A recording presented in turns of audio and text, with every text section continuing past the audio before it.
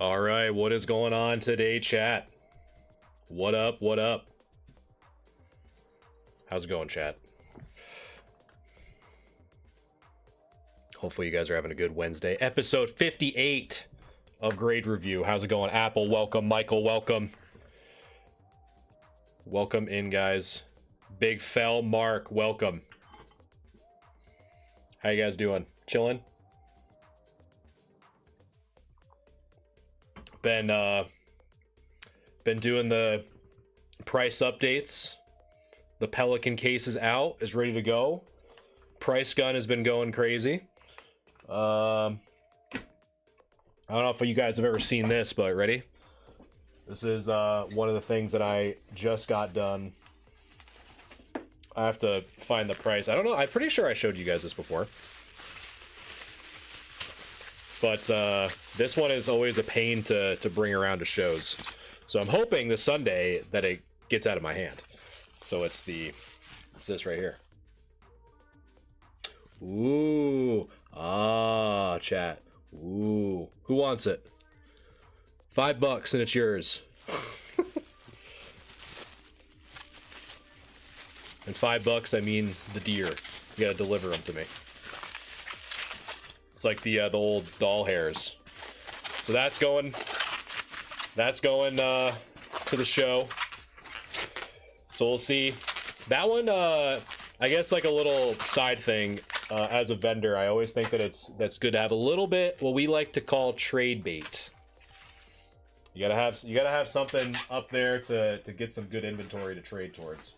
So trade bait is not a bad term. It is a strategy for sure. So, but anyway, guys, we have a lot. I'm super excited for this one. I don't know why. The dopamine is flowing for whatever reason, so we're gonna take advantage of it. I looked at the Discord, and you guys want me to keep up with like a week-to-week kind of log on how the online business is doing. Because the goal, I'm gonna make a video about it. I'm trying to make a video about it, but the idea is fees are the #1 issue that most sellers have. And so the idea is to see if all the time, money, and resources it's spent to build my own online store and sell exclusively through my online store, vendor shows, or side deals, if it's worth doing that over spending the time just to simply list it on eBay.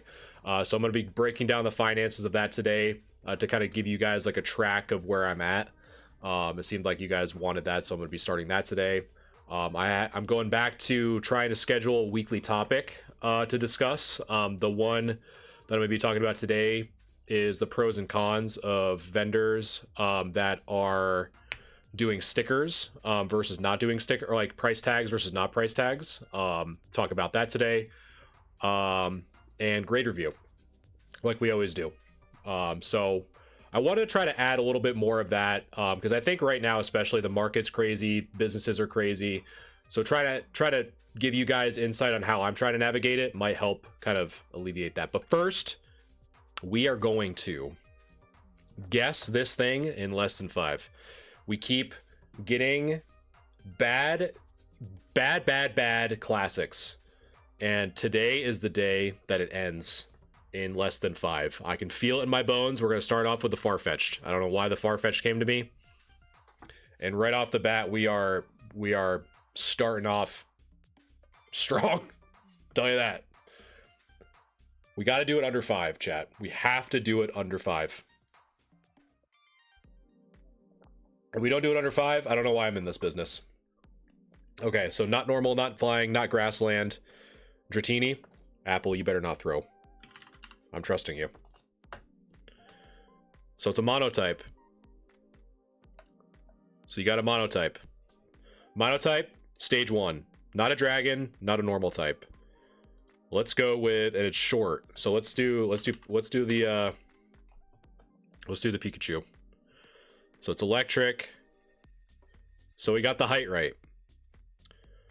So dragon, so it's not a normal type, it's not a dragon type, it's not an electric type. It is a stage 1 at 40 centimeters. So what's as tall as a Pikachu what's as tall as a Pikachu, stage 1, that is not normal, dragon, electric, and it's a monotype? Think, chat. We have to get it under 5. I am sick and tired of doing this under. Is Pidgey's first type by normal though? I'm telling you, Apple, do not throw this for me. Do not do it. I swear, if I put Pidgey on there and it says type 1 is normal, I'm gonna freak. In fact, I'll remove your mod status if you're wrong. How's that? Talking Pidgey. Do you have any guesses we have? We have 2 more guesses and you're throwing Pidgey around. Unbelievable. Unbelievable. But then if it is Pidgey, I'll remove my own mod status. So what do you think, Apple? You really want me to really want me to run through Pidgey right now? I'll wait. I'll wait and see if you want me to, if you really to roll the dice. You really think a Pidgey's the same height as a Pikachu, and it's not a normal type as it's type 1? You think it's just straight flying? Stakes are pretty high, man. And remember, this is Gen 1.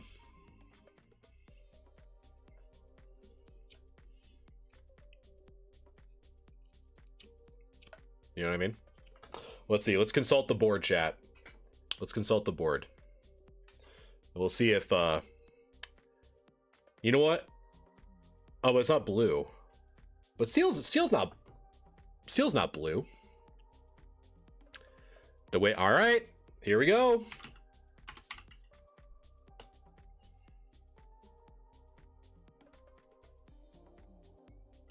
Well. If it isn't a normal type of the Pidgey. And it's shorter than a Pikachu. Apple, you've changed. You've changed. All right. So we're already out of the 5. Now we're just ripping. Now we're just ripping guesses. It's not a normal, dragon, electric. It's a stage 1. It's not from the sea, the forest, the water's edge, or the grasslands. I feel like it's not a Magnemite, because it's not electric. Let's see. The grasslands. Maybe.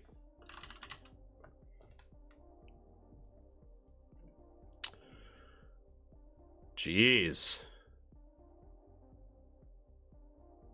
All right, I'm desperate, chat. Keep throwing them out there. Maybe it's not yellow though. Bellsprout's yellow. Psyduck's yellow. Maybe a, do I have purple in here? No? Let's see. Orange, white, brown, yellow, blue.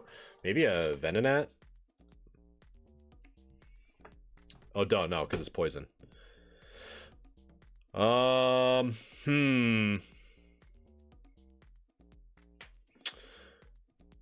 What the hell could it be, chat?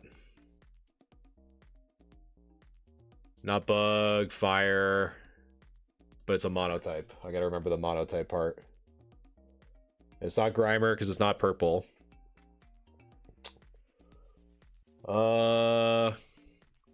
Seeds. No, it's not a Krabby.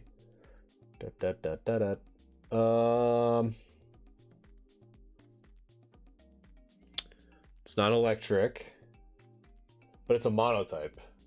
Is it Kakuna's stage 2. So we're looking for like Bulbasaurs, Squirtles, Charmanders, Pikachus, Ratinis, or even like Snorlax. Maybe let's try Mew.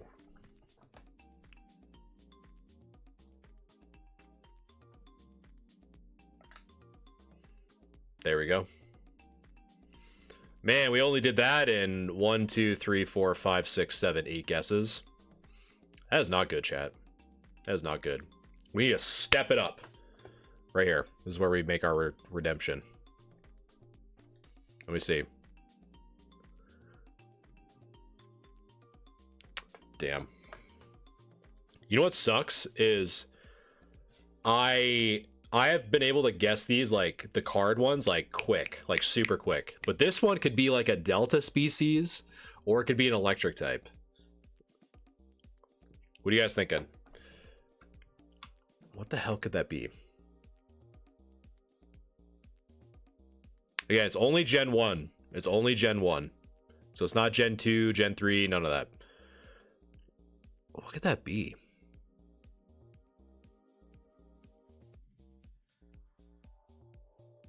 I mean, there is some like grass in the background, or like trees or something.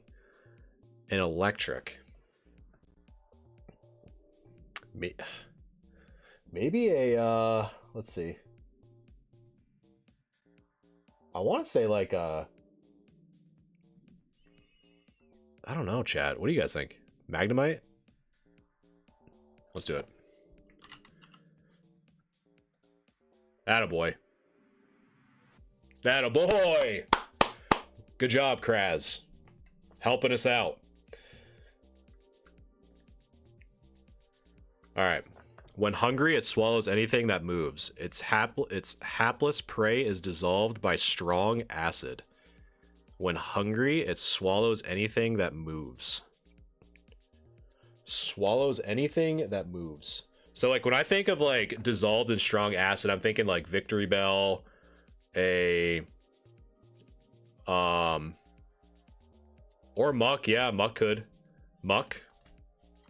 I had two people say Muck. Nope, not Muck. Maybe Victory Bell?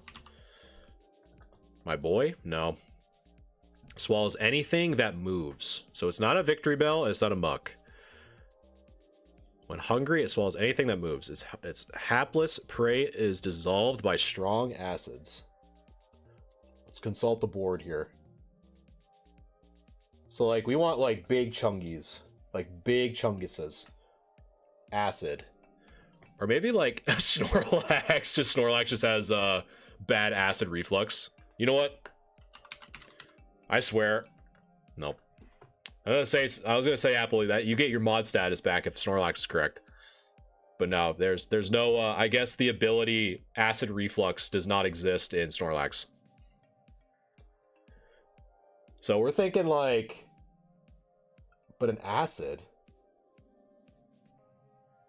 Chat, I do not know. I'm thinking like big boys. Like big chungies. But I don't know. Unless it's like a Weeping Bell or something. Yeah, maybe a Weeping Bell.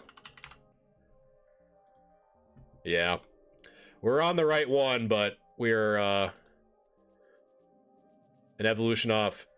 Wow. You know what, Apple? I'll give you redemption. What do you think this is? Huh? You want your mod status back? What is this? But if someone gets it first, you're done. You're cooked. Krazzy's all over this. Krazzy and Mike are all over you right now.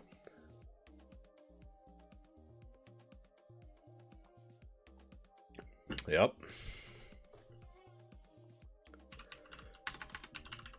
This man said ghastly. All right. Let's try it. Ooh, the coughing is not correct. Apple has a chance. But Mike is being the pacifist. It is not a coughing. What could it be? I only wonder what it could be. Do they get it right? Maybe it starts with a W and ends in easing.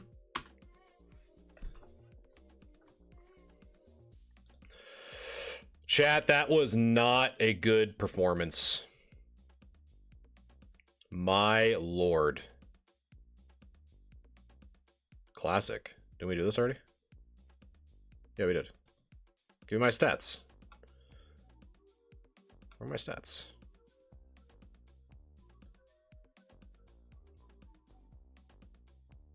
I gave him a chance. Krazzy, you're a saint, my friend.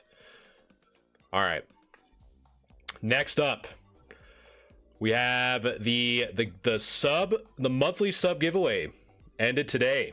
So now we're gonna do the live drawing to win the Galaxy Gaming mystery box. So we're gonna hopefully do this, and it doesn't. I during my testing, this did not dox anyone. So we're gonna do this real quick, just in case. We're going to do the drawing. I'm gonna do it right now, and I was doing it with the screen off, just in case if my testing decides to be like, you know what? Now that you're streaming, I'm gonna give them all your info. So I'm gonna make sure that doesn't happen. So I'm gonna do this quick. I'm gonna draw the winner.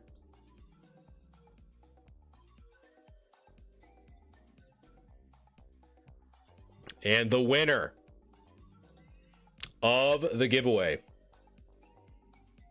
is none other than... Where is my live scene? Mike, you have won. Congratulations. You have won the mystery box.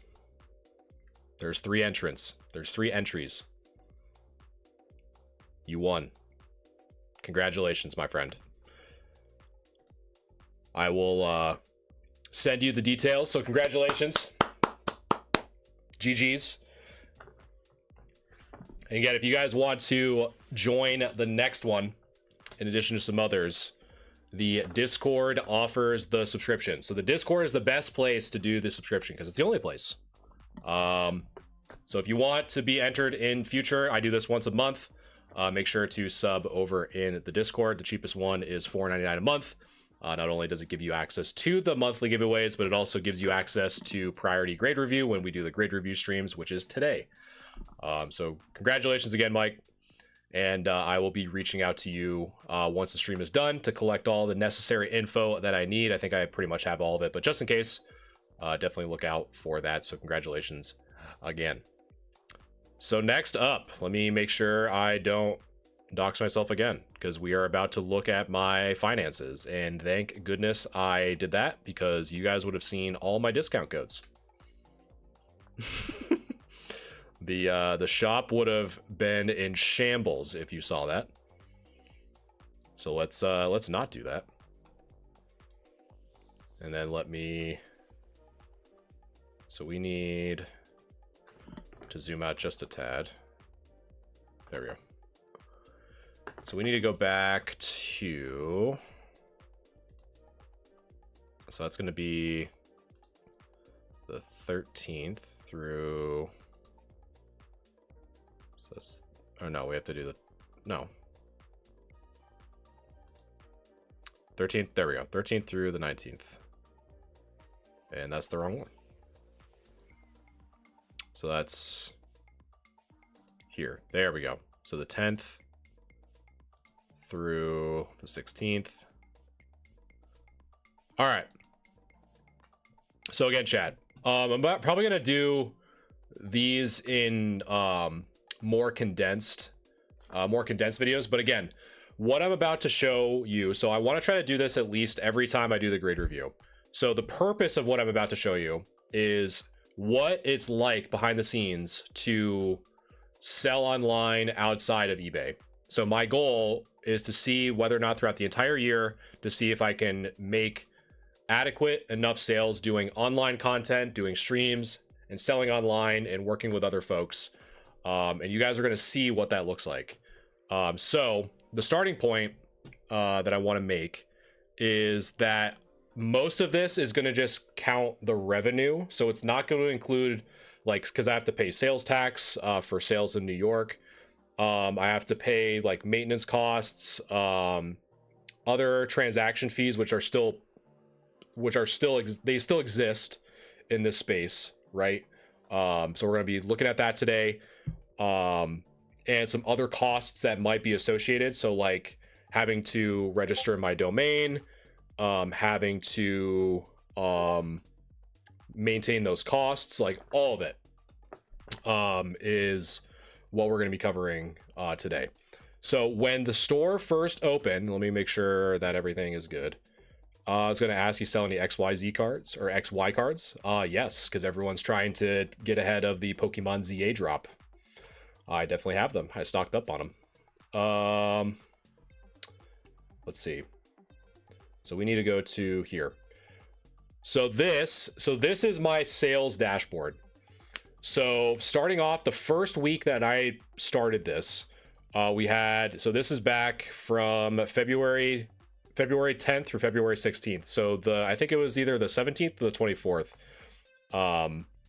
was when we did that official like launch of the website. So this day, the revenue was 275. And the top sale was Misty's Favor. So this was what, like February 10th, I sold this with shipping for 275. And so now, kind of fast forward, this card now goes for roughly, so how I do it is I normally kind of do the market price plus the realistic last. So like, for example, like this 389.99 versus all these 350s. I tend to stick with the one that's more averaged. So I'm going to stick with that and then divide by 2. So roughly like what I would mark market price is like 307. So over the course of, not even that, like probably a course of a month, this card, since that person purchased at 275, has gone up roughly 20 bucks. So not too bad. So I'm going to calculate that. So the revenue for that month or that period was 275, and the highest sale was the Misty's Favor. Are you for sale online? So I do both, Arctic. So right now I'm going over the online sales of my web store, which is galaxygamingtcg.com. But the store is on pause because I have a show this Sunday. So that's one of the negatives about doing this, is that I have to put my show on pause, or my online store on pause, in order to make sure that if I'm at a show and I sell a card, someone doesn't accidentally buy it again on the online store, because I can't make that fast of a market or a inventory drop if I sell it in person. So I have to take a pause on the online store in order to make sure that all my inventory is accurate. But yes, but on next Monday, that online store will be back open because the show will be done. So the 17th through the 23rd, revenue was 415. And then the biggest sale was the Arceus Dialga Palkia. So this one I've actually had in my inventory for quite some time. And actually, I think a good thing too would be for you guys to know how much I bought this, like how much I bought these cards for, and when I bought them, because I think it's a good thing to talk about, just to show you guys how long some of the stuff is sat in my inventory, and how long you should keep things in the inventory. So this card I bought, looks like January 8th of last year. I bought it for 85. So I bought it for 85, and then it sold for 215. So over the course of almost like over a year, it's been sitting in my inventory. I brought it to numerous shows. I've had numerous people look at it. I've had updated it like crazy. And so after over a year, it finally sold for 215. So, and now this card is roughly between 225 market, 225, 250. So again, this is a good example on, sometimes you just have to be patient with your cards, and you don't have, like, if you can afford to not have to sell them like instantly, you can sit on them, and then when the right buyer comes, and then you make, you potentially have a better sale because you're not needing to make the sale, if that's what I'm trying to get at, because this was in my inventory for over a year. So yeah, so that week was 415, and then the next week, which was when the online store is when I did my official opening. So that was the 24th of February. And this is where I did my debut of my online store. So we had a lot of sales. So the sales of this one, revenue was roughly 758. And then the highest sale during the session. So we have a lot of different, so we had a lot of cards sold this day. I think total units sold. So I sold 17 cards that day. Highest one was the Origin Form Dialga V-Star. And these gold cards are going up like everything is. But so this one sold for around 75. And now it's probably around that same marker. This 104, I am always very hesitant to call this. This seems like a very harsh jump to where I probably would rule that out in my calculation personally. So roughly the same. Not really a lot of movement. You kind of see the graph kind of go up and down here and kind of taper off. So that was a pretty good buy at that time. And then the next one was the last opening before I shut the store down to prepare for this Sunday's show. So from the 3rd to the 9th. So these sales were $550. And then the top sale was this Charizard EX. So this sold for $265. So that's includes shipping. So now the Charizard EX is kind of going back around that mark. So you kind of see it within the month. You kind of see this like this current trend here that we've had. So where it's skyrocket. So I probably sold mine. So that was what, the 24th, I said. Let's see. So this was between March 3rd through March 9th. So March 3rd through March 9th, I had it sold for $265. So that around there was at the peak was $290, $295. So this is an example of, you know, why and I'm going to actually talk about this when I go into my next segment of why I think personally, like the pros and cons of stickering your cards, like the prices. I think that this is a good example of, you know, could I have made more money if I kept my online prices up to date? Yes, I could have, because I sold this thing, you know, $265 at like March 3rd, and then market price around March 3rd, between like March 3rd and March 4th, there were 9 sales between $290, like $289 and $295. So could I have put it up higher to potentially make more profit? Yes, I could have. But with this card specifically, this Charizard EX, so I bought this card. It was, let's see. So I bought that. Let me try to find it. So I bought that on January 18th for $160. I purchased that. Is that the right one? No, that's another one. I have more. It was this one. Okay. So that one, so this Charizard EX, so this one's actually interesting. So this one I actually had an exchange. So what I ended up doing was through garage sailing the last summer, I found like a bunch of video games, a bunch of stuff that I actually traded towards trade credit at my local game store to pick up that Charizard EX last year. So I would say within, because I think it was a Wii, a bunch of games, and I think like a few Game Boys and stuff, like a 3DS. I had that and then some I exchanged for store credit.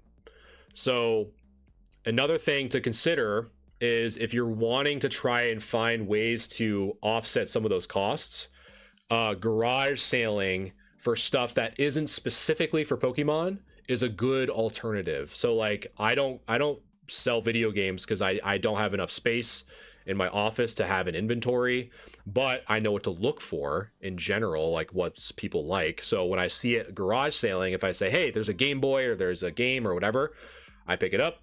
I think whether or not I want to list it on eBay, go through the hassle, but in most cases, I actually prefer to sell or to offer that as trade credit to local game stores to build that relationship as well.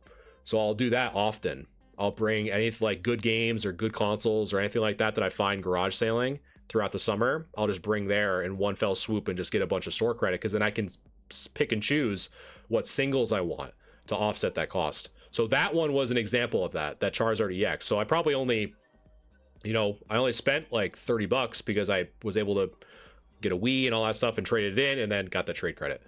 So that one was a good come up. How do I find prices for vintage? I have all first edition Shining Neo cards that are near mint. I would say the best way, man, so for example, if you're on tcgplayer.com, so you can kind of see me looking at this Charizard EX. So you're talking about Neo. So let's say you have a Shining, I don't know, Magikarp. So you have your Shining Magikarp. So you look for the one. So this one would be Neo Rev. So near mint, let's say unlimited. So near mint, unlimited, English, market price is around 220, but then I always like to look, and I filter these out. I tend to look at the sales data. So the last sales for this as a near mint copy was, November 30th last year, sold for around 230 to 200. So, but that's probably what I would do. Yeah, this is just an example. Like I can't like look up all your cards, but I would just say go to TCG Player and then just search for all the Shining stuff, and then you can just shift this from, unlimited, holo to first edition. And you just kind of go through that way. But you might have to be careful, because some of them, like for the first edition stuff, might not have enough sales data, because probably not a lot of them go through TCG Player. And if that's the case, what I would do is I would just look up eBay sales for near mint and near mint plus cards of that.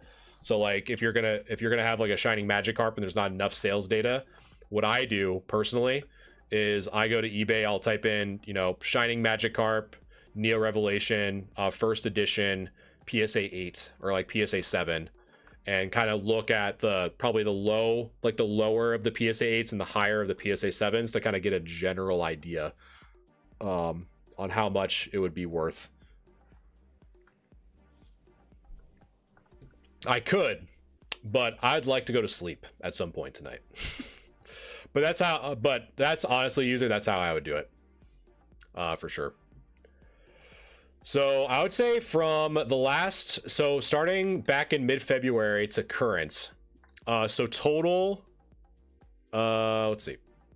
So total revenue was around $2,000, but some of the things that we have to factor in. So if I cause it's 1998, so we'll just say $2,000. So minus the cost of me having my website up and paying for my domain was roughly $385. I think it was like $385. And then I just re-upped a full year of that giveaway software that you just saw. That is because it has a lot of plugins and integrations and a lot of like different stuff like that makes it a little bit more on like the professional side that I really like. That was around, I think, the same price. It was like $400 for the year. So with those, just kind of like, because those are like easy manageable costs, that's ultimately what I'm left with at the end of the day, is roughly $1,200. So because I had to renew all these annual costs, because it's it's somewhat in the beginning of the year. So that's where I'm kind of at currently. And this will probably change too once I come back from next week's show. I'll factor in how much I spent on cards and collections and stuff like that, if anyone has anything. But yeah, but we'll see. So that's kind of where I'm at on that one. Is there is a lot of really good sales. One of the big things that I noticed is that doing the online streaming and showing off the cards was a really big plus. I got a lot of traffic. I got a ton of different engagement. So if I go back, what's kind of nice about these tools is I got a lot of traffic around the day that I announced the store. So like we had 269 visits that day. How many people? So this is a kind of a cool funnel if you've ever seen this before. So it's called the purchase funnel. So this is how many people visited that specific week. So 269. How many people viewed the product? So it was around a 46% conversion rate. So 46% of the people who visited ended up looking at the products. And then 18% of the people viewing the products started the checkout process, And then out of those people, 32% of those actually purchased an item. So that this visit count is huge because of that exposure through social media. So that's why I think having those claim sales is a really good way to bring traffic to your online store. But I can Ribeye for sure. Yeah, I definitely can. But the purchase funnel, I think this part is a really good it's a really good view on how the flow goes. So the fact that we had a lot of visits during those streams is a really good indicator, because you can kind of see this, for example. So top sources by revenue. So throw that week directly, which was when I was saying, you know, if you go to galaxygamingtcg.com, a lot of the me saying that verbally led to, during that week, around 550 in revenue or in sales. Some were through my link tree, but then others were just simply Googling my name. And a lot did derive from mobile. So making sure that your mobile experience is good. So roughly, I mean, this was probably the largest percentage. So out of that 758, 700 or 703 of that, all the revenue was on mobile. So the idea is, okay, the person saw my TikTok live, they either directly typed in my website on their mobile phone, they saw my product, and then they click checkout all through the phone. So making sure that the mobile experience is streamlined enough to where, if we go back to this purchase funnel, that we don't lose. So it's called abandoned cart. So this is a cool little graph too, to where you see how many people had items in their cart, and then the conversion from having them be abandoned. So when they get abandoned, that means that their items were in the cart, but then they just elected not to follow through with the purchase. So trying to maximize or try to limit the amount of melt or carts that are abandoned is obviously the less you have, the more people actually follow through with the sales. So how you incentivize that is through discounts and stuff like that to push them through that final step, which was another, I think, a big part of it was that claim discount code that I had offered at the time. So yeah, if you guys like this, I'm definitely down to keep doing it each week. I think I'm a huge data guy. I love data like this, to be able to measure it. So I'll definitely keep doing it at the beginning of the grade review if you guys are interested. Yeah, I don't know. I don't see a lot of people doing it. I think it's cool. And I think that's one of the big lessons I've learned from streaming is you just kind of do what you like, and people like it, cool. You know, as long as you don't stay quiet. And I'm definitely yapping.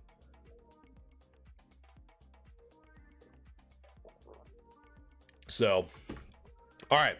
So the next one that I really want to talk about, and let me make sure that I have my video up here. Just give me 1 second. So one thing that I am starting to bring back is having general conversations that I think are really important to have within the Pokemon space, especially now. Like we're starting to get back, whether we like it or not, we're starting to get back into the craziness during COVID. Prices are going all over the place. People are wondering if they buy, FOMO is running rampant. Like, what the heck do we do? And one of the, so I'm going to start with my opinion first. When you go to shows and go to vendor shows and go to card shops, whatever, I have an immediate red flag raised the moment I see folks not putting stickers on their cards. So for example, what you're about to see right now, this is my booth. This is me back in October. That's my booth. Everything you can kind of see. Everything is stickered. Got the base set packs, got the rocket packs. Everything is stickered. All the prices are stickered. And that's what my booth looks like. So I think, for me personally, I think it's very professional to have your stickers on your cards, personally. So let's talk about it. So Let me see. So I had a checklist here because I really wanted to try to articulate my points well. So let me see if I have my notes here. Sorry, give me 1 second. Do this. Make sure you guys don't see anything weird. Go back here. Boom. Boom. Boom. All right. So, pros and cons of price stickering at shows. So you guys kind of know where I stand. I think it's good. So let's start with kind of where I have the pros. Do I still have a team rocket packs? No, this was back in October. I sold them all. It actually gave one away because they were the first ones to complete a challenge. But I can talk about that. I don't want to get sidetracked too much. So the pros and cons of price stickering at shows. So here are my pros. So I think the first one, which is the biggest one for me, is instant transparency. So I think it's huge to have all your stuff be as transparent and to the book as possible. Meaning that when a customer walks by at a booth or show or whatever, they look, they see the price, and they can immediately think whether or not they want to pursue it or negotiate or move on. Easy, simple, they don't have to do anything. Because some people just simply do not want to talk or ask the person directly, like to knock them out of this kind of, you know, this flow that they're like walking around, they're seeing stuff, they see no prices. It's like, okay, now I got to stop and ask the guy what the prices are. Some of that will deter people from actually stopping. And so I think with those stickers, it adds a little bit of fluidity to the overall experience. And so having said that, I think the next one is the customer's first impression.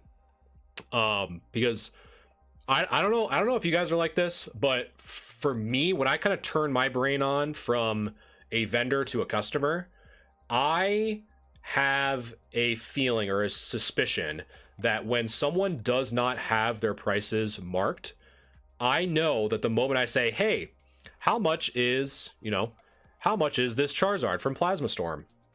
I know that they're going to look at TCG Player and try to get the absolute maximum market price to give to me, regardless of how much they bought it for or whatever. So I know that they're going to try to squeeze every penny out of me. So I already am going into it not feeling good. Whereas if they had it stickered, you know, even if it was at the same sticker price, I know, okay, you know, I think that's high, I move on, or I think that's high, let me negotiate. I can kind of make that assessment on my own prior to me opening my mouth. And I like the ability to do that. Even if the prices are high or whatever, I'd rather have that experience versus sitting there waiting for him to type it in his phone or whatever. It's like, oh, it's this. Personally, that's just a personal pet peeve of mine. But I think the first impression is everything, and that's kind of personally how I feel when I that's my first impression of that. I also think with the stickers, if someone on the alternative, if they think a price is lower than market, then it encourages a fast sale.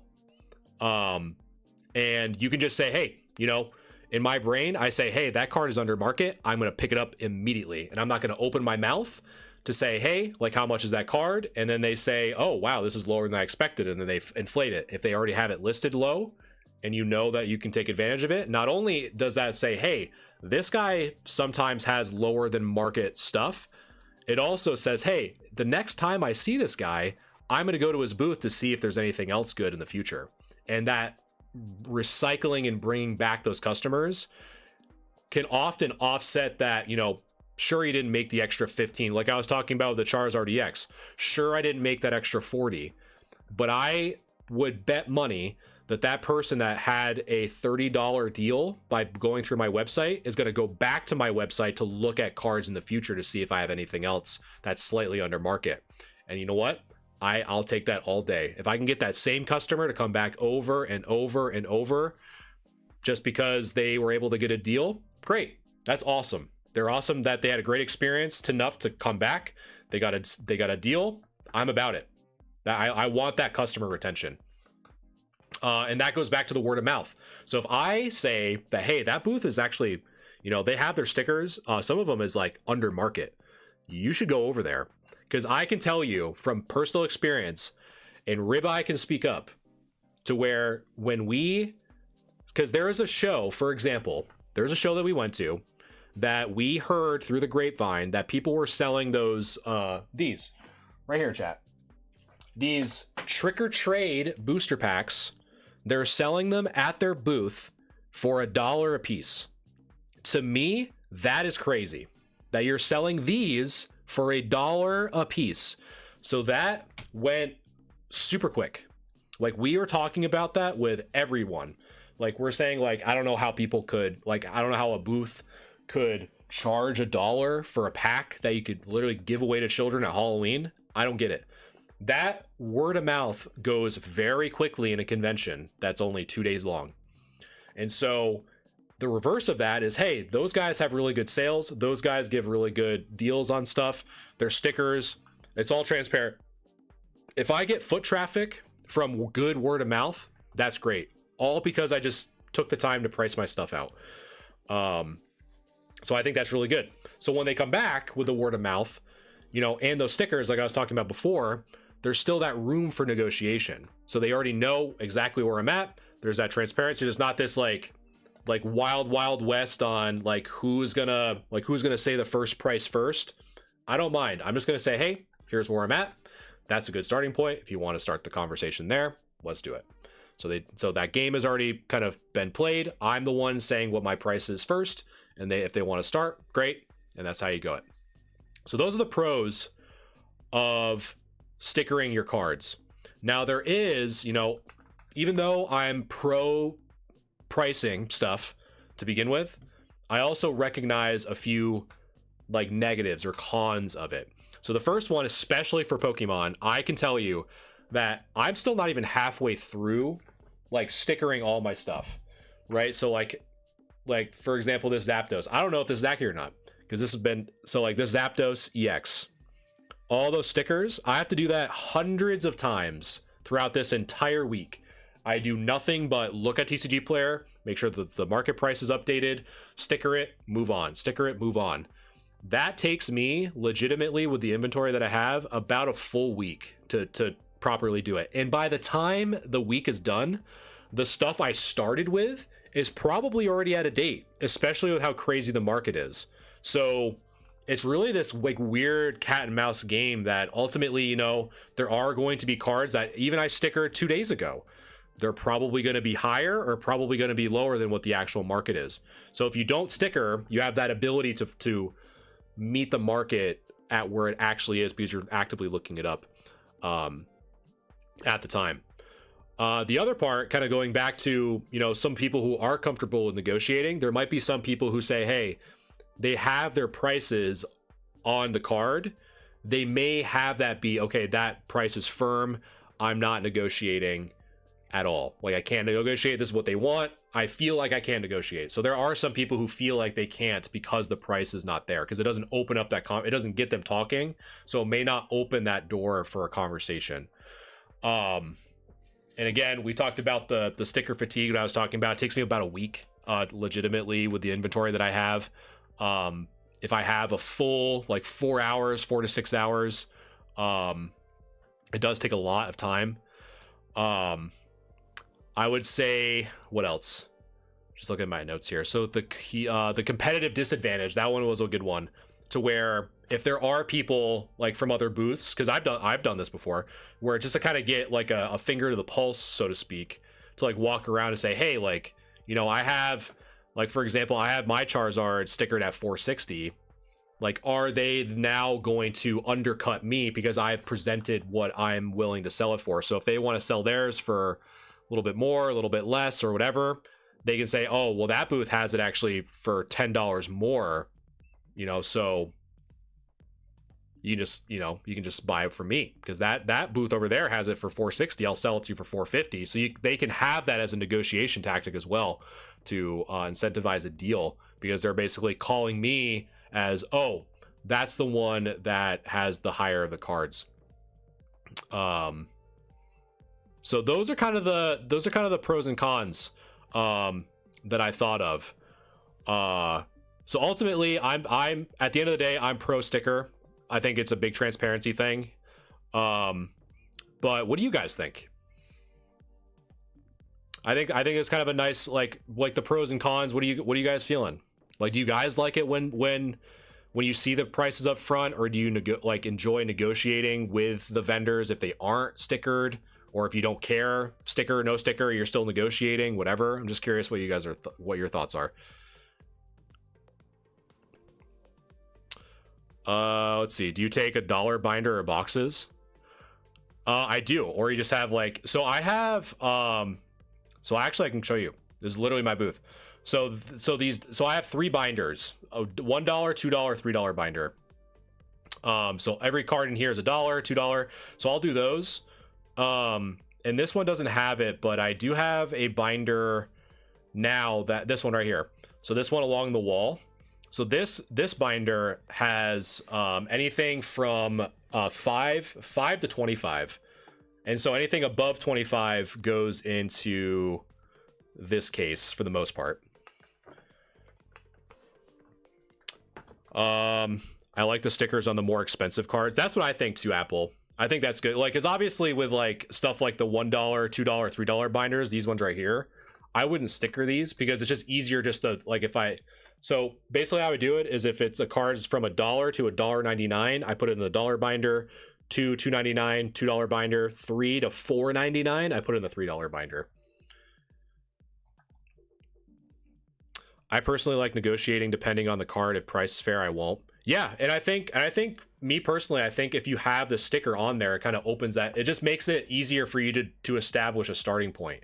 Exactly what you're saying, right? If you feel that the price is fair, then you just buy it. If you feel like you could probably, you know, if it was knocked off by $5, if you just ask them, hey, you know, would you take this for 200 instead of 210 or whatever? I think that's good. I think that opens the door a little bit wider. But yeah, and I'm right there with you, Ribeye, with don't even bother at booths that don't have their stuff stickered. Because I just, again, I don't know, and you guys can kind of confirm or deny this, but I personally feel like when I go into it as a customer, not seeing someone's stuff stickered, I just know what they're trying. Like, I feel like what they're instantly going to do is look it up on market price, on like TCG Player, price charting, whatever, and just like say some arbitrary number. Be like, oh, like market's really like 150. I'll just say 175. So, oh, it's 175. So, okay, so now I have to look up my phone. Okay, like, are you telling the truth? Like, versus like I see the sticker, I can then say, okay, I know that price is good, or I don't know what that price is. Let me look it up first before making a decision. So it's like all this like wasted back and forth because the stuff isn't stickered. It's like, oh, how much is this? I'm saying a number. Do you trust it? No. Let me look it up on mine. Do I trust that number? No. Okay, then we're done. But it's like all this like wasted money. That Lugia cleaned for me. The guy didn't have it marked, and I asked him, and he was like 75 over. I know. It's just, I used to avoid pawn shops that would search everything up. Yeah, it's crazy, man. It's crazy, and it's the reverse. Like, and that's why, like, when I buy collections from folks, I'll always give a quote. Like, I'll actively list it. Okay, here's the market price of all this stuff, like all your stuff. Here's how I'm calculating it, because I have like a tablet. I write it down, and I say, okay, here's how much I would be for if I buy it outright, and here's how much you have for trade.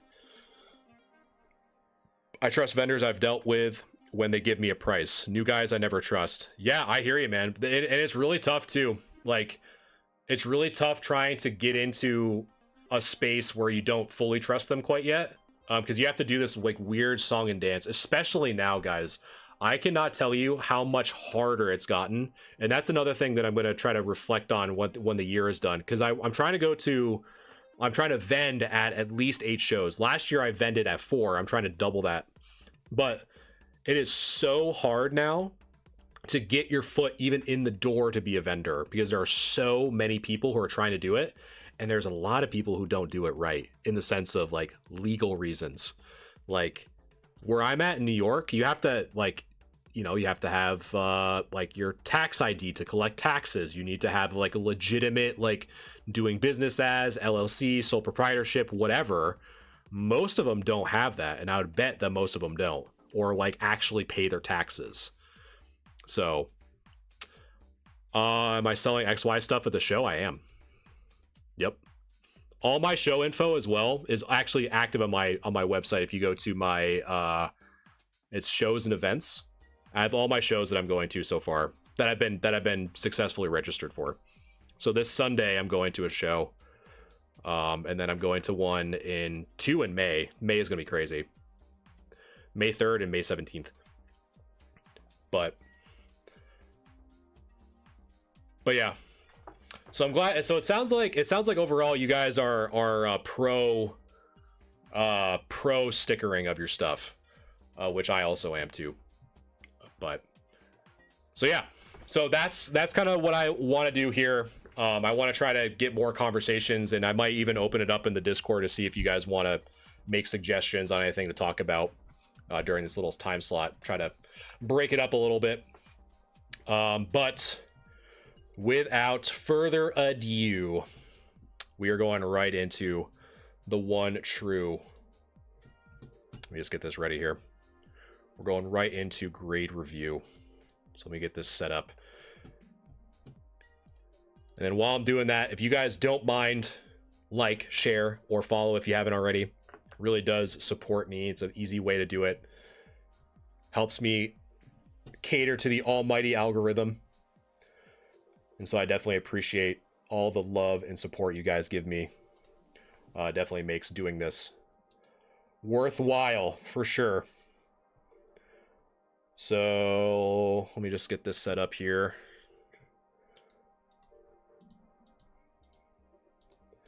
So we got Magikarps. We have a ton of Moltres. Jeez. So that's 1, 2, 3, 4, 5. So we got that. So we got 1, 2. So we got 1, 2, 3, 4, 5. All right. Grade review time. It's grade review time, chat. Wake up. Wakey, wakey. It's grade review day. Wakey, wakey. Eggs and bakey.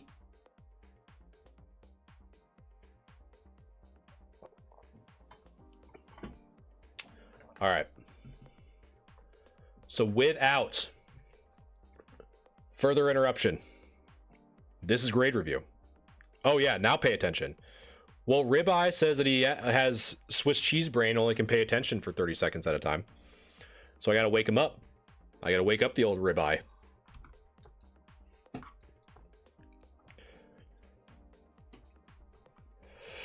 All right, chat.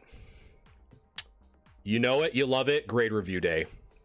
Talking about one of the things you should be looking out for when you're going to shows. This is also something you should be looking out for shows, which is how to look for potential grading plays, because there is still some room in the market to establish yourself in and potentially get some good come-ups. PSA 10 candidates are out there. They still exist. There are a lot of vendors I know personally that do not grade, that have a lot of really good stuff that can be picked up for grading. If you know what to look for, you can be one of the people that takes advantage of the opportunity. So this is what this is all about. And most of you guys have been here frequent flyers, so we're just going to get right into it. And let me just tap on my alt here. Boost the setting, you know what I'm saying? All right. So first up, we're starting off with the subscribers. So as always, thank you guys so much for subscribing. For those of you who do over on Discord, it really does mean a lot. Any of the funds that I make go directly back into the stream. So everything that you're seeing is all funded by you guys. So I definitely appreciate that. So first up, we have Jaden Kakosko. I probably butchered that. I can't wait to get made fun of. Boomer can't pronounce anime name. All right, well, sorry, chat. I guess I am just a dusty boomer who still likes Cowboy Bebop. All right. So first up, we got the Japanese Magikarp. So let's see if this bad boy is a 10 contender. And right off the rip, guys, I'm phoning a friend, and we're gonna use the ruler, because that left side, I have a bad feeling about that left side. Let's see. Is she dummy thick? Is she allowed in the club? Let's see. So we got 1, 2, 3, 4 on the left. And we got 1, 2, 3.5. So just barely making it. Barely making it into the club. So that was what? So 4 and then divided by 4. No, 4 divided by 7. No. 53. Just within. So far the centering is from what I can tell pretty good. Uh-oh. But chat, do you guys see what I see? Do you see what I see? A fold in the bottom left corner.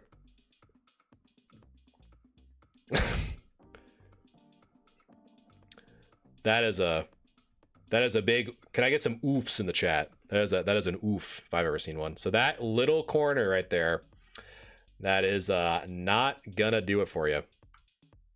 I think with that little lift is no bueno. Aside from that, centering looks good. Corners look good on the back, but the front, that would probably be something that I would probably do my best to try to flatten out, to be quite honest with you. It looks like I'm not, no guarantees or whatever, like all the disclaimer crap that I have to like cover my ass, but that would be a good one to try to flatten out for sure.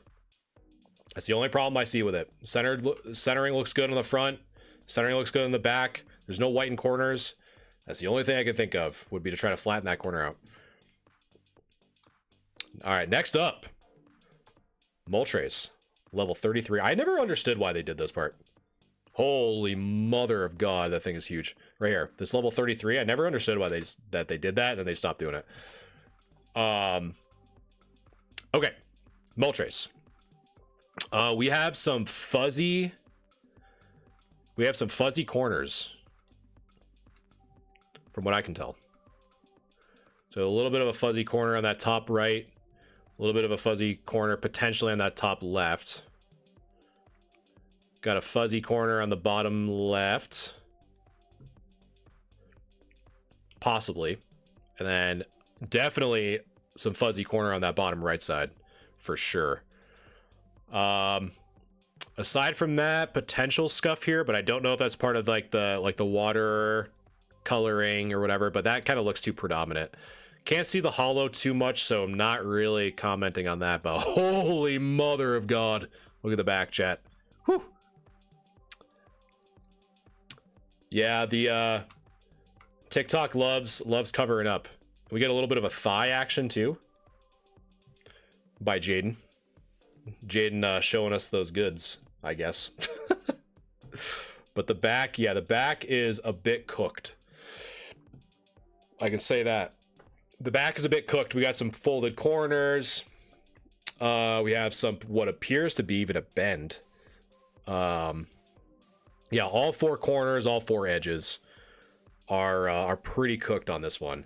So I think right off the bat, I probably wouldn't grade it. Because it's definitely not getting anything higher than a 7, I can tell you that. Because we're probably even in like that 5 to 4, like mod play to heavy play range.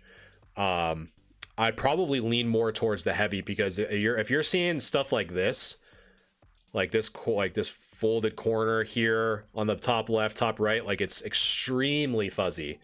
In addition to what appears to be a possible crease on that top part. That's pretty rough. So I would probably say this as heavy play. If there's more creases or more predominant bends, I'd even say damaged. But I'd probably assess it as a 4, just because of all that fraying on the corners and on the edges, would be my guess for that Moltres. And another, man, we got fire chickens all over the place. Moltres, this one's level 47. This one's a little bit more juiced out of his mind. This one looks to be well centered. This one I've actually never seen this artwork before. This one's pretty cool. Corners to me look good. I think it's pretty tough because it says a reverse hollow, it's tough for us to see if there's any scratches in the text section. I would bet that there are. But to give like a fair assessment, we'll just kind of like soft rule it out. Because we can't see it, so we can't like speculate too hard. But the corners and centering looks pretty good on the front. But the back, however, we do have some whitening here. So this one on the top right looks to either be removed from that top edge or actually just something stuck onto there. Not too sure. My guess is that it's removed. So my guess is that this can't be dealt with. The top left corner's got some whitening. Bottom left has some whitening.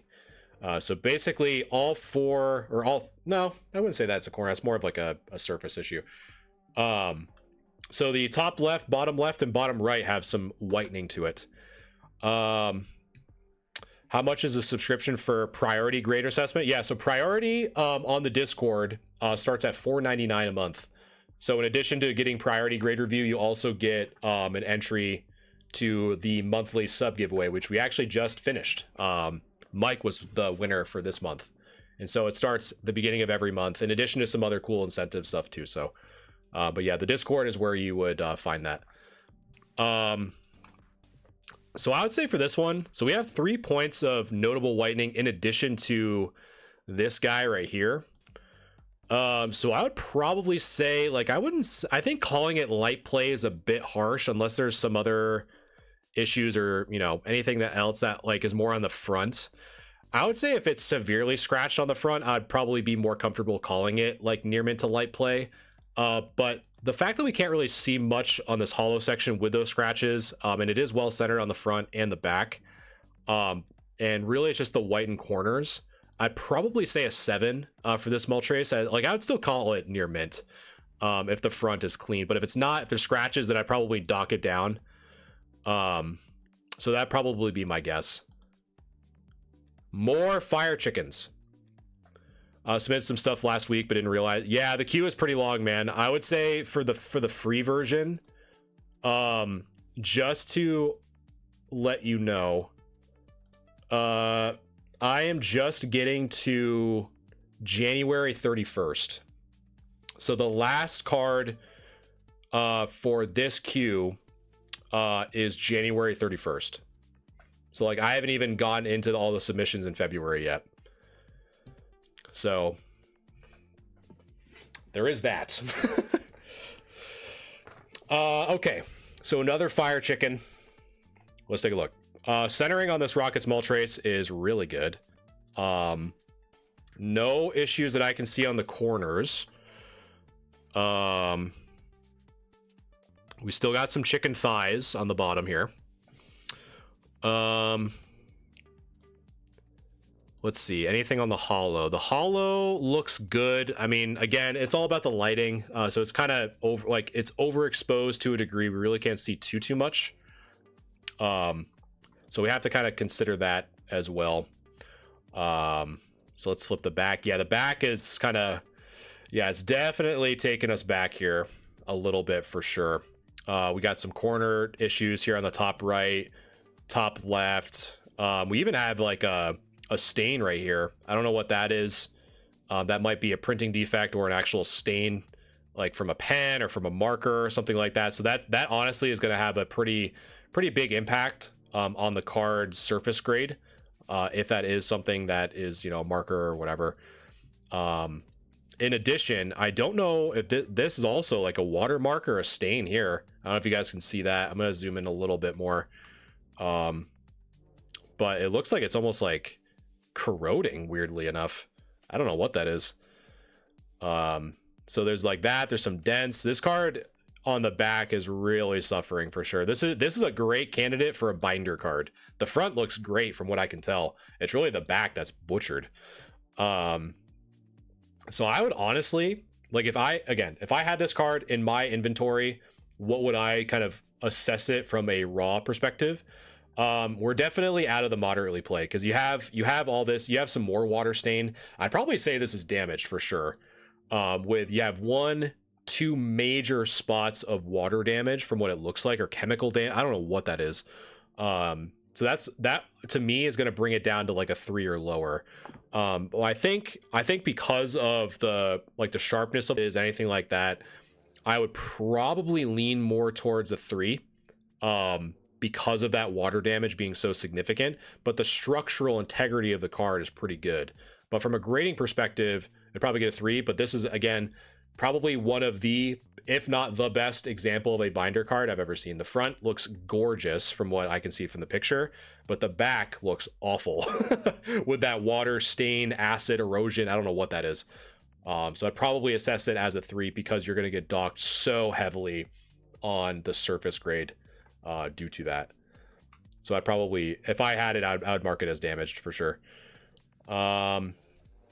And last but not least for your submission, we have the Japanese Machamp V. So again, Modern are really looking at centering and corners here. So centering on this one looks great. I don't see anything glaring on the front. The back, no points of whitening. Corners look good. Edges look good. Nothing notable with the surface. I think this is probably your first and only 10 contender of this little group here. Because everything else looks good to me. So that's always a good sign. So yeah, I would probably lean more towards this being your only possible 10 contender, to be quite honest with you. So that's good. It's good that you got that. All right, so thank you, Jaden, for that. And next up is Mike, which I've been meaning to ask you. I don't know what on God's green earth that profile picture is on Discord, but that thing is, I don't know what that is. It's got like a, it's like a parrot or something. Not too sure. But, all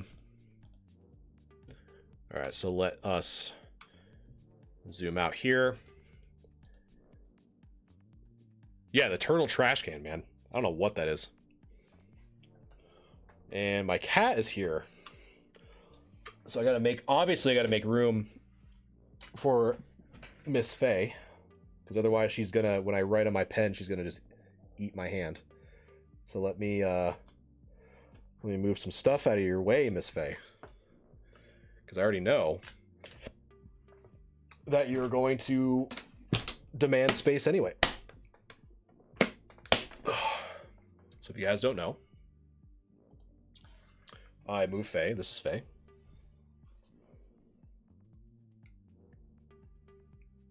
There's a little Miss Faye cat. Oh, Miss Faye. We're gonna put you up here. Oh.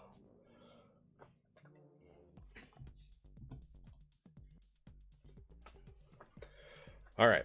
So we'll see how fast she just decides to come down and bite my pen. So we'll see. And it only took 5 seconds. All right. All right, Faye, you need to go down, my love. There we go. All right. So Dark Espeon, we're starting it off. Dark Espeon. And that bottom is pretty thick for sure. So we're probably out of that 10 contention just because of the off-centering on the bottom. Let's take a look closer. Holo looks good. Hey, stop, dude. Yes. Oh, you gotta love when a cat decides, you know what? I want to chew on an electrical cord. That's always great. Okay, so the back is going to make it a little bit worse. So we do have some whitening on this right side. So the top right corner, whitening, a little bit on the top mid as well. A little bit on the bottom left and on the bottom right. So a lot of whitening going on this right edge for sure. So it really kind of boils down for me from a grading perspective. The front is so clean. So I think a lot of that is going to help you out there.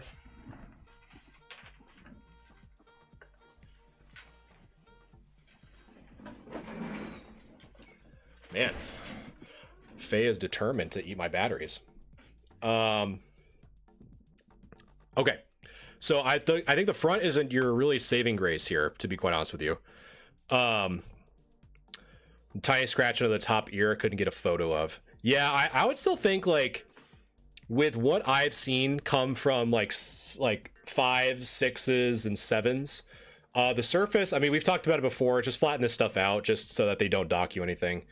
But really, it's just the whitening that's kind of knocking you back a little bit here. So I don't know. I'm tossed between a 7 or a 6, to be quite honest with you. I would probably lean more towards a 7 than the 6 because, you know, although there is this whitening on the side here, like on this top right corner, a little bit on this right edge, this is clean up until you get to the bottom. This left edge is really clean. So it's really just the top, middle, and the right side that's causing you most of your issues. So I'd probably say anywhere from like a 7 to a 6. Unless there's something notable on the front. I mean, you said there's a little bit of a light scratch, but nothing too crazy. So I would probably say a 7 in this case, just from seeing 7s lately. That's probably my educated guess. But if it got a 6, I wouldn't be surprised. If there's something more with it. So just kind of keep that in mind. And I'm going to be right back because I have to go to the bathroom really bad. I'll be right back.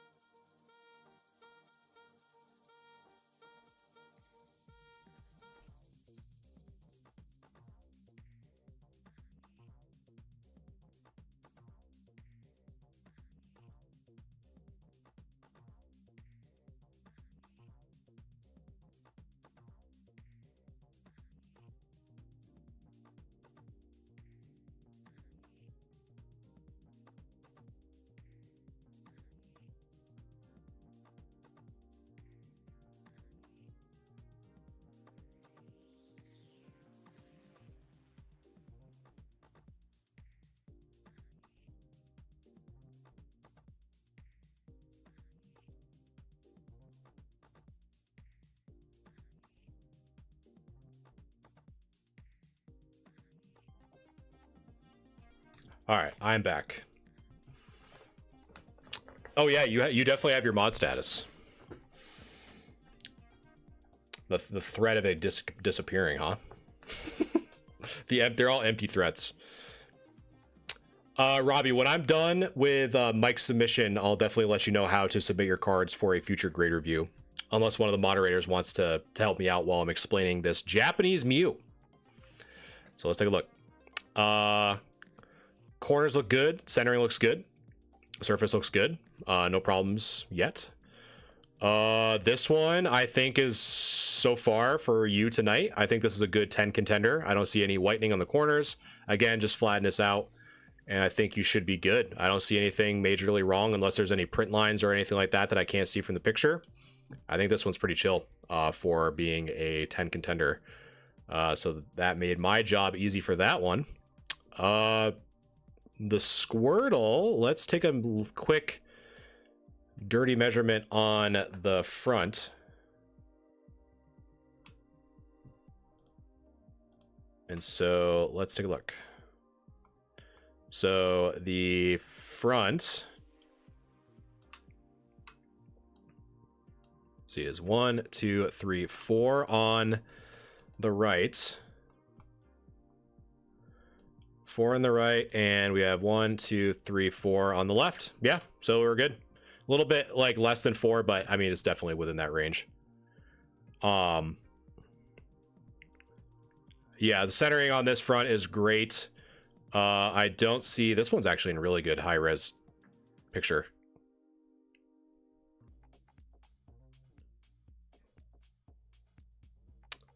I'm just kind of looking quick for print lines. I don't see anything there.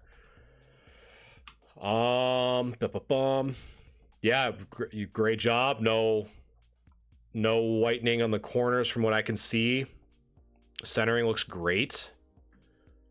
I think this is a good 10 contender. I don't see anything glaringly wrong with the front or the back, so I would say submit that one for sure. Pikachu. Centering looks great. Corners look good. Again, I always just like to recommend double checking some of the because this car is obviously very heavily textured, so it makes it a little bit more difficult to see in person or on online rather. But that front's good.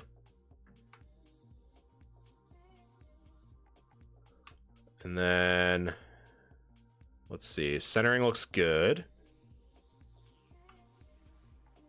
Maybe have a little bit of something here on that top left corner. I'm not too sure though. Let me look at chat. Oh, there you go. Top left corner back. There you go. So yeah, that might be something.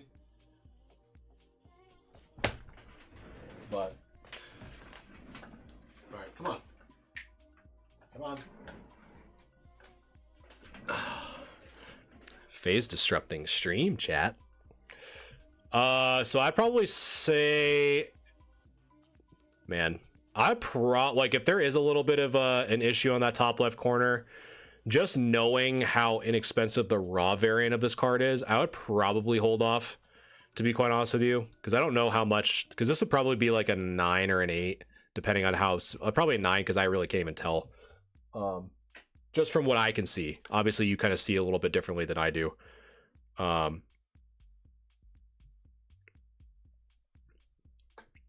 Does general level subs get to send in pics during stream and cut the line? So no. So to make it fair, no subscription will bump anyone out of a queue. However, what the general status does is it gives you on-demand grade review. So if you send me a picture to say, hey, what do you think this is? I will review it. I'll review it during, like if you submit it like in an hour, once the stream is done, I'll review it and say, hey, this is what I think. So more of like on demand and off stream, I would tell you what I think it is off stream. So that's the kind of the benefit of the general status is I do on demand. So if you're at like a show, it's like, hey, what do you think? I'll send you as fast, like within reason, obviously. But there are no subscriptions that will cut anyone out, because that'd be pretty. I could feel like, you know, because I kind of want to have a nice balance, right? But hey, I sent you a message on Discord if you can check it out. Yeah, I definitely will. I don't really look at my messages often, to be quite honest with you, so I'll definitely take a look, because I have my notifications off. I get spammed so much, so I'll definitely take a look. All right, next up is the Raichu non-holo from Neo Revelation. So let's take a look. Centering looks good. Maybe a little issue with the corner here, that bottom right corner. You might have to let me know, Mike, if there's a little bit of a fold there on that bottom right. But aside from that, I'm not seeing anything major with the surface. A little bit of whitening here on the top right side, but not too much. Centering looks good. So I'd probably say with that, you might be able to squeak out a 10, because I have seen some that have that mild of whitening that do get the 10s that kind of sneak through. But I would say if there is an issue with this corner on the bottom right, you're probably okay. So that bottom right front is lighting. So I would probably, if that's lighting, I'd probably say that you're probably on the fence between a 10 or a 9, depending on how severe that whitening is. But again, I've seen cards I've submitted myself that have this mild of whitening and gotten 10s, and some have gotten 9s. So kind of keep that in mind. So I'd probably say like between a 10 or a 9, just not knowing like who you get, it's subjective or whatever, right? So I would say, because this card is non-holo, for me, like if I had this card to determine whether or not I should submit it for grading, if I had this in my childhood collection and, you know, I'm only really paying for the fee, I'd probably just send it just to be like, yeah, why not? But I would probably see how much prices are for 9s and 10s to see if it's actually worth the cost of going through all that. Are you based out of New York? Yes. Yes, I am. So yeah, that's probably what I would do with your Raichu specifically, is just take a look at how much prices are for PSA 9s and PSA 10s and like the frequency of those sales, and then compare that obviously to how much you paid for it. So yeah. So thank you, Mike, as always, for being a sub. So that is the subs. So now we're moving on to the non-subs. And again, just as a reminder, if you're new here, subscribers do get priority grade review, which means that they skip the line ahead of non-subscribers each week. So I always deal with the subscribers first, then the non-subscribers, and then we just rinse and repeat. So those services are offered through the Discord subscription. The cheapest one is $4.99 a month, and it goes up from there. And so the higher tier you are, so like for example, if you're general status, it goes generals, pilots, cadets, and then non-subs in that order. In addition to some other cool incentives as well. So now we're on to the non-subs. So thank you very much. And we're going to the Gengar VMAX. The Pokemon Play, looks like one of the champion cards, or the like the tournament prize packs. So this one is pretty good. So I'd say first off, probably a little off center on the bottom and top. Now, someone's probably going to see like, how do you measure the top? Because there is none, right? So how I normally do it is I kind of compare it to the left side or the right side, compare it to the bottom. So it's a little bit thicker on this left side to the bottom, which is suggesting that it is a bit off center. And when we flip it over, it's really off center. So you can see, you can see some whitening in that top left corner. You can see that it's very thick on the top and the right when compared to the left and the bottom. So it's definitely shifted towards like the bottom left, like in this direction here. So it's kind of like shifted a little bit. So this is much thicker. This is much thicker than the left and the bottom. So I'd probably say that this would probably get an 8, or even a 7. Probably more of an 8 though, because I see one bit of whitening and a little bit of whitening on the bottom right. So just kind of keep that in mind, but it is very off center. So probably 8 at the best, 7 at the worst would be my guess for your Gengar VMAX. But it is, it's a cool card nonetheless, but it is just extremely off center. Next up is Big Man Walsh with the first Zard of the night. So let's take a look. The Charizard EX. So far, it looks to be well centered. I think we're within that 55-45 range for sure. Front texture looks good. Corners look good. Nothing of note. I will say that there is a little bit of like kind of the common kind of pack fold is what we're starting to call them now. A little bit on that top left edge. But I've seen some go through and some not go through, so kind of take that with a grain of salt. There is a little bit of some fuzzy stuff stuck on there, but it's probably because of the towel that you put it on, would be my guess. So this probably, like if we're kind of checking the boxes officially, you have a strong chance of getting a 10. However, you might get the 9 because of these like new pack folds, and it's kind of hard for me to determine how much of that has a significant impact. So just kind of keep that in mind. I don't have enough experience with those pack folds to know one way or the other.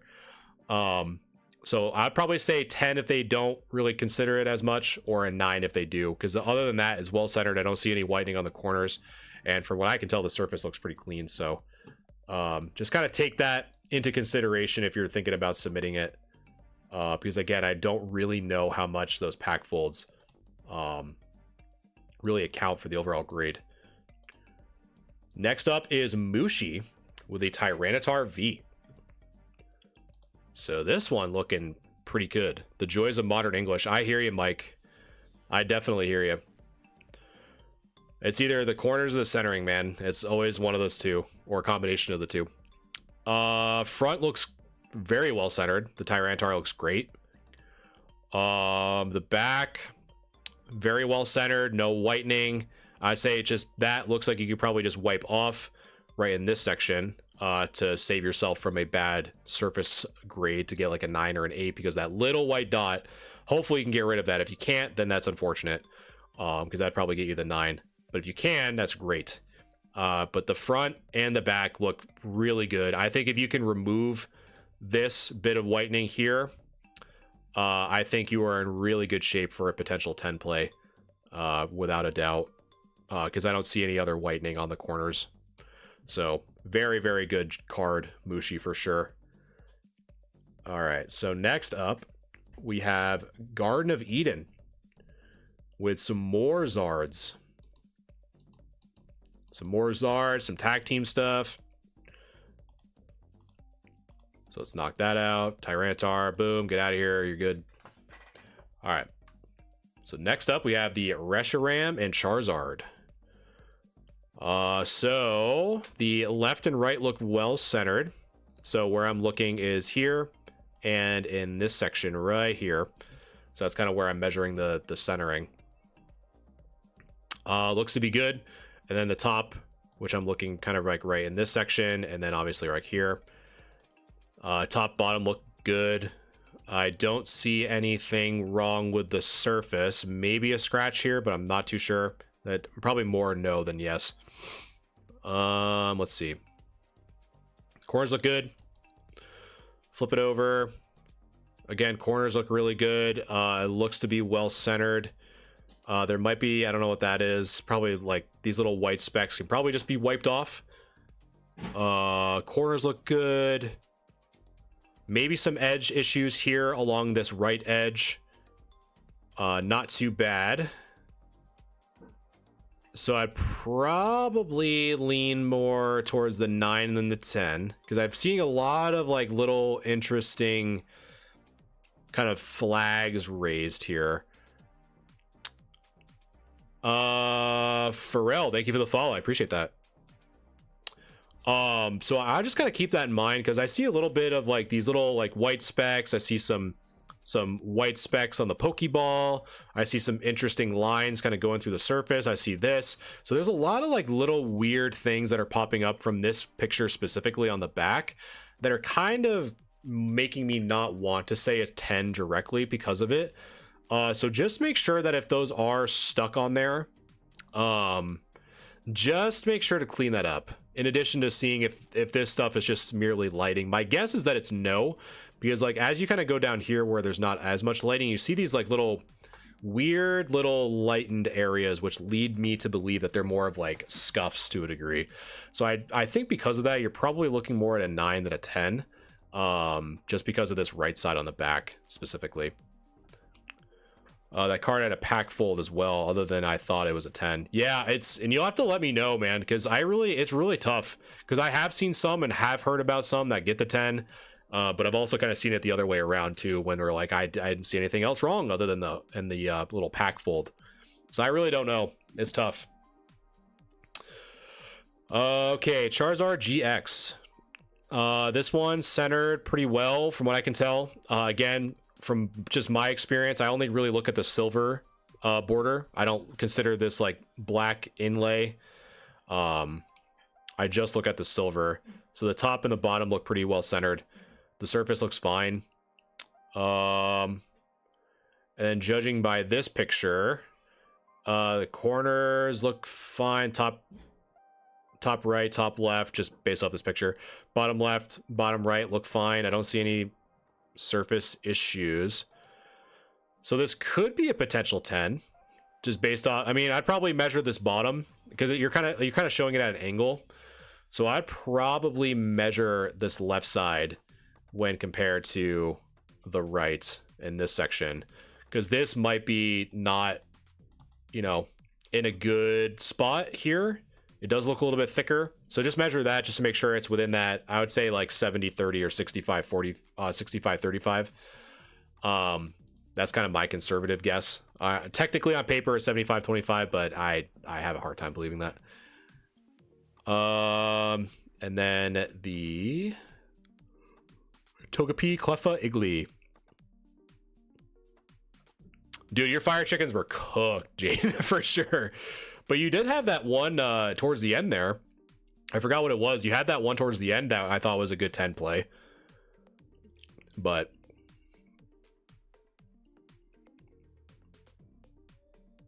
was it the Machamp? Let me take a look. Yes, the Machamp V. Yes. Okay, Togepi, Cleffa, Igglybuff. Looks to be well centered on the front. Texture looks fine. Back looks fine. Corners look good. Is this on the card? I don't know what this is. This little black dot. So if that can be removed, great. Don't worry about it. If not, might hold you back. These are just lines from the camera. I've seen that before on my own pictures, so I'm not worried about that. Looks good. To be honest, the corners look great. I'd just be worried about this, to be quite honest with you, because they might knock that off on the surface. So I'd say try to clean this if you can. If it's like an ink thing, then you might get away with it because they do recognize ink stains as errors to a degree, but I probably would say that they would dock you from that more than give you an error for it. And you also have a little bit of fuzz stuck in this blue section. But I'd probably say if they don't, you're probably looking at a good possible 10. But this right here would concern me the most, as well as obviously getting rid of that little white speck in this blue section. I appreciate you for great reviews. Oh, it's awesome, Jaden. Well, I'm glad you found that helpful. Saved you some cash, a little bit, not submitting cards that you necessarily don't want to get graded. Ooh, we got the Sunbreon. We got the Sunbreon. I love that people call this the Sunbreon. Okay, let's take a look at the Umbreon EX from Prismatic. Centering looks good. Corners look good. Surface is crazy, but it looks good. And oof, chat. Oof. It looks like the centering looks okay, but the top left, which you have a picture of, that is no bueno. That larger than normal white ding. So my guess is that you're more, especially for it being the Umbreon, and all eyes are on this thing, my guess is that you'd probably get the 9 because of that little bit of whitening right there. Because a lot of people are going to be looking at this card, and they want this to be, very well dialed in. Awesome, Jaden. Well, I'm glad you found it helpful, man. I really do appreciate the kind words. And, as always, if you guys have any other questions or anything like that that pertains to Pokemon, or we just got done, I know you said you got done watching the VOD. We got done talking about, like, vendors who sticker their stuff and kind of being more open about, like, how I'm kind of going into 2025 with my finances for the Pokemon business. So kind of giving some insight on what that looks like if people are interested in starting their own, stuff like that. So I definitely appreciate it. But yeah, I really think, unfortunately, that little white speck is gonna hold you back for sure. It sucks. It's really bad. I hate it. I hate that that's the case, but that's just the nature of the beast. The nature of the grading beast, unfortunately. All right. Next up. Oh, we got another one from Moot with a Shining Gyarados. So let's take a look. Centering looks to be okay. Should be good there. Corners look good. The surface, however, we do have some issues here that I can see. So we have some scratches, and I'm actually going to highlight these. So anything I'm marking green are what I see as potential scratches. So I'll just kind of fill them in. So we got one there. Got one there. There.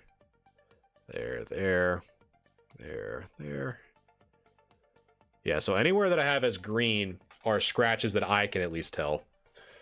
So that's obviously going to take some points from the surface away, which is understandable for a card being made in year 2000.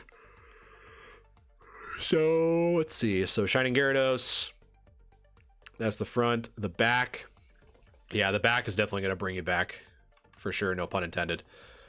We have some mild whitening here, but we have some stains that can probably be cleaned up or addressed to some degree. I have some whitening in the top left, a little bit on this left edge, the bottom left, bottom right.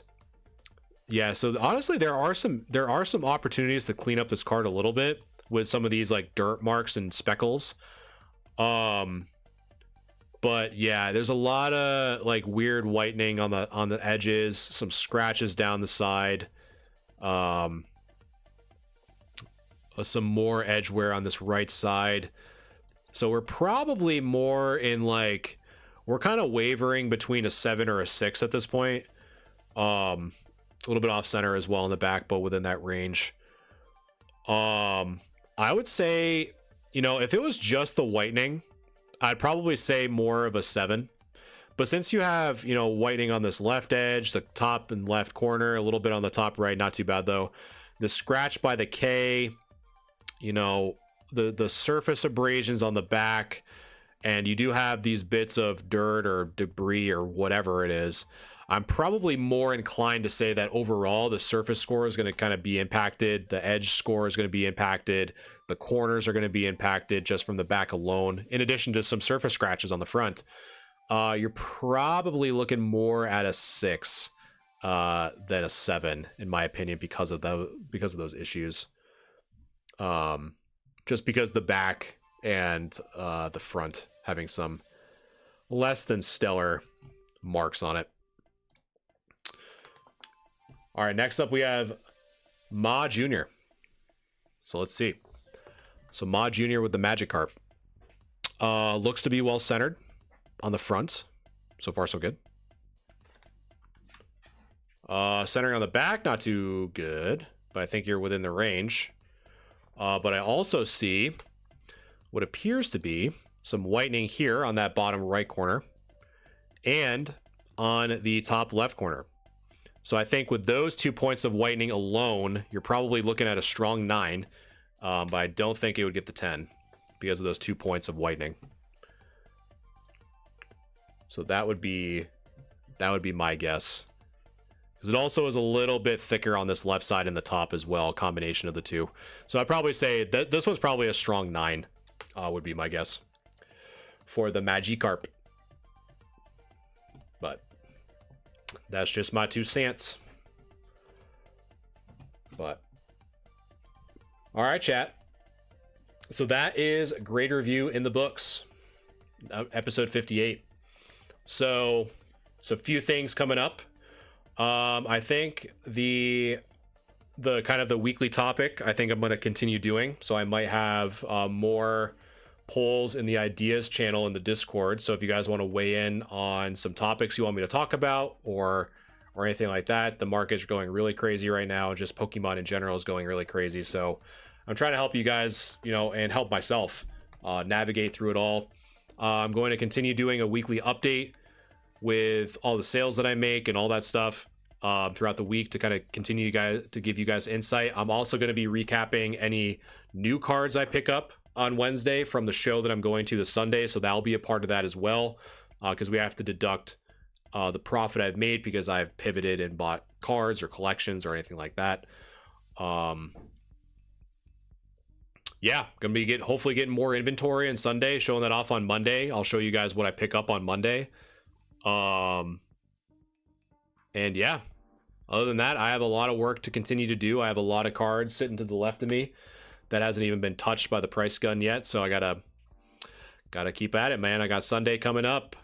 Sunday is right around the corner, so I gotta keep pricing cards. So appreciate you guys as always. For those of you who stuck around the whole time, I greatly appreciate it.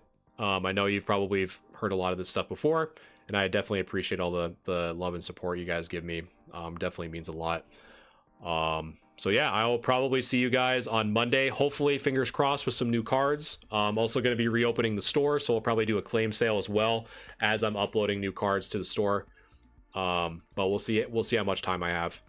But yeah, appreciate you guys. You guys are the best. I will see you on Monday, and the store again will be open on Monday after my show on Sunday. So looking forward to seeing you guys then.